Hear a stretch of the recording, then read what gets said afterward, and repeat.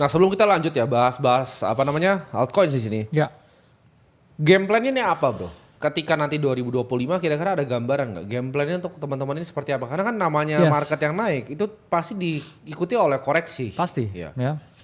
Jadi apakah game plan-nya untuk teman-teman ini semua? Karena takutnya ini nanti ketika kita mungkin udah nggak bikin konten di sini ya bro. Iya. Kita udah punya kesibukan yang lain. Benar. Kita ya mungkin move on. Ya move on ke hal-hal yang lain ya. Ya. Ke hal-hal yang kita banyak. Jadi gua sama Bro Kakak banyak kerjain banyak hal lah di belakang layar sekarang. Iya. Yang kita sangat suka ya bro ya kerjakan dan kita nggak bisa sharing di sini. Ya bukan tentang sosial media ya. Kita ada beberapa hal yang lain kita kerjain. Ya gua takutnya orang banyak mensalahgunakan informasi yang dianggapnya dapat dari kita. Cuman itu yang gua mau clear up bro konsepsinya. Karena gini. Market itu pasti naik dan pasti ada waktu untuk turun gitu. Pasti itu. Di saat market makin banyak yang euforik, makin banyak yang nanti bakal kebakaran.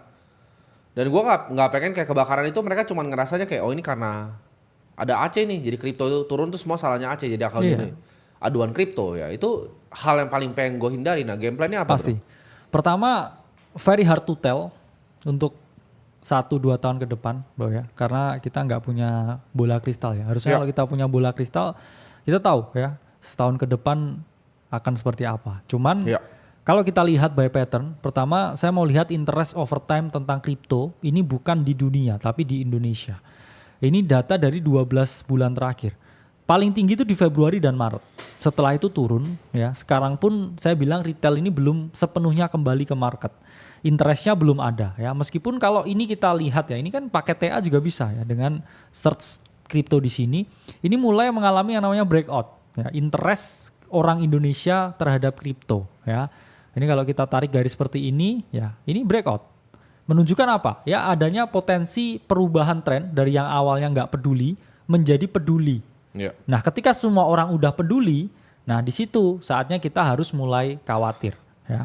Jadi game plan-nya seperti apa? 1, maksimalkan Bitcoin segede-gedenya karena rally ini didukung bukan hanya oleh institusi tapi juga oleh negara ya. Gimana kalau Trump mengiyakan semua janjinya ketika pemilu ya, terus habis itu US membeli Bitcoin. Nah itu hal yang nggak akan kita tahu ya persiapannya seperti apa ya, di otak kita nggak bisa bayangin. Jadi 50% Bitcoin menurut saya bijak, 20-30% untuk Ethereum atau Solana ya, yang mana sekarang Ethereum lebih lagging, dan sisanya 20% itu untuk beberapa altcoin. Misalkan oke, saya mau beli Tau, ya udah 2% dari saya punya portofolio. Oke, saya mau beli misalkan Uni ya, 3% dari portofolio saya. Nah, strateginya karena nggak ada orang yang exactly tahu top dan juga bottom, meskipun kita punya proyeksi ya top cycle ini di sekitar September 2025, nggak ada salahnya kita miss beberapa persen untuk merealisasikan keuntungan. Namun sebelum kita merealisasikan keuntungan, nggak ada salahnya kita menerapkan yang namanya moonback strategy. Jadi harga udah double, kamu jual, sisanya baru kamu jual akhir tahun depan. Karena siklus itu akan selalu sama, teman-teman. Sekarang ini masih sepi-sepi meskipun Q4 ini sangat bullish. Oke, orang-orang yang positioning sekarang ini untung. Kemudian awal Q1 2025 ketika harganya tinggi, ya semua orang kecenderungannya FOMO dan selalu ada flash lagi di market dan akhirnya orang yang nggak kuat ya ini akan keluar terus keganti orang baru lagi sampai cycle-nya selesai. Jadi jangan emosional dengan apapun yang kamu investasikan, selalu punya cash, selalu punya Bitcoin, dan jangan lupa ya untuk moonback strategy.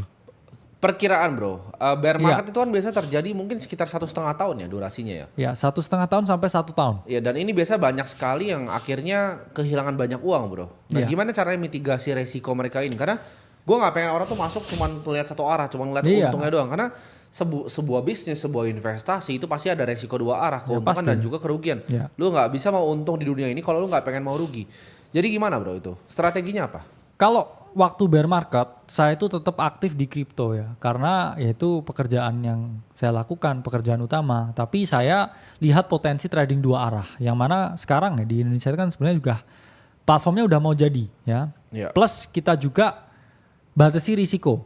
Saya paling suka orang itu kalau bertahan di bear market, nanti ketika cycle-nya ini balik lagi, mereka jadi jauh lebih jago bro daripada sebelumnya. Karena ketika bear market, mental mereka terlatih untuk melakukan take profit, terlatih untuk positioning, terlatih untuk timing lebih bagus, terlatih untuk menerapkan money management yang bagus, dan juga terlatih untuk tidak menyia-nyiakan ya adanya profit dan menghargai waktu-waktu yang mudah seperti sekarang. Ya. Nah jadi teman-teman nanti gini, Ya. kalian jangan kaget kalau misalnya suatu saat ya kita udah nggak fokus untuk bikin show seperti ini. Iya. Bukan nggak fokus sih, nggak mau lebih tepatnya, nggak mau bikin seperti Iya. ini. Karena kita rasa juga kayaknya lebih enak kalau kita cuma ngupdate di format aplikasi teman-teman. Benar. Ya. Jadi karena informasi di sini tuh biasanya beda-beda kan. Kita Iya. ngomong apa bisa setelah ini berubah. Kita mau fokus ya bikin tim juga untuk data yang real time dan sebenarnya ya di luar ini juga banyak yang gue sama Bro Kakak kerjakan gitu. Iya. Jadi gue pengen teman-teman paham di sini bahwa kita itu di sini nggak selamanya. Jadi buat kalian yang masih apresiasi di sini, kita juga apresiasi balik kalian dengan Ya. ilmu yang gratis ini. Tapi ya jangan harap gratis ini selamanya teman-teman. Benar. Maksudnya jangan harap show ini selamanya karena kita itu dua orang yang apa ya bro ya. Sebenarnya tidak harus melakukan ini gitu. Iya. Jadi kalau misalnya memang nanti ada influencer kripto yang lain yang pengen bikin show seperti ini ya kita sangat support gitu. Silahkan kalian buat gitu. Iya. Ya untuk ada yang mungkin tergerak hatinya memang dia pengen hanya menjadi seorang edukator terus menerus ya. Tapi gua rasa juga overtime ya bro ya. Yes. Seiring umur juga gua rasa ya gak selamanya lah bakal kita ada di sini depan kamera untuk Pasti. tuntunin kalian gitu teman-teman. Iya. Jadi gue hope kalian mengerti di saat waktunya itu ada ya kita nggak akan selamanya di sini. Yes.